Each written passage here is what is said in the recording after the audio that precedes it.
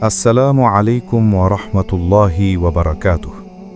প্রিয় ভাই ও বোনেরা, আশা করি আপনারা সবাই ভালো আছেন। আজ আমরা শুনব একটি গভীর তাৎপর্যপূর্ণ হাদিস, যা আমাদের ঈমান ও আল্লাহ রহমতের ব্যাপারে নতুনভাবে ভাবতে শেখাবে। চলুন শুরু করা যাক। আবু সাঈদ আল খুদরি রাদিয়াল্লাহু তাআলা আনহু থেকে বর্ণিত, নবী সাল্লাল্লাহু আলাইহি ওয়াসাল্লাম বলেছেন, জান্নাতীরা জান্নাতে প্রবেশ করবে আর জাহান্নামীরা জাহান্নামে। অতঃপর আল্লাহ তাআলা বলবেন, বের করো তাকে যার অন্তরে শস্য পরিমাণ ঈমান রয়েছে। তখন তাদের বের করা হবে এমন অবস্থায় যে তারা পুড়ে কালো হয়ে গেছে। এরপর তাদের নিক্ষেপ করা হবে এক রহমতের নহরে, ফলে তারা নতুন জীবন লাভ করবে।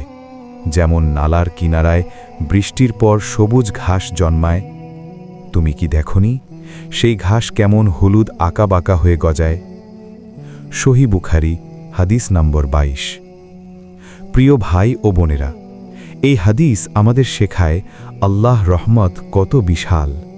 একজন মানুষের অন্তরে যদি সর্ষে পরিমাণ ঈমানও থাকে, তবুও সে একদিন মুক্তি পেতে পারে। তাই কখনো ঈমানকে ছোট মনে করবেন না। হে আল্লাহ, আমাদের অন্তরে খাঁটি ঈমান দান করুন। আমাদেরকে আপনার রহমতের অন্তর্ভুক্ত করুন। আমিন। ভিডিওটি ভালো লাগলে লাইক দিন, কমেন্ট করুন, শেয়ার করুন। আর এমন ইসলামিক ভিডিও পেতে চ্যানেলটি সাবস্ক্রাইব করে আমাদের সাথে থাকুন। ধন্যবাদ।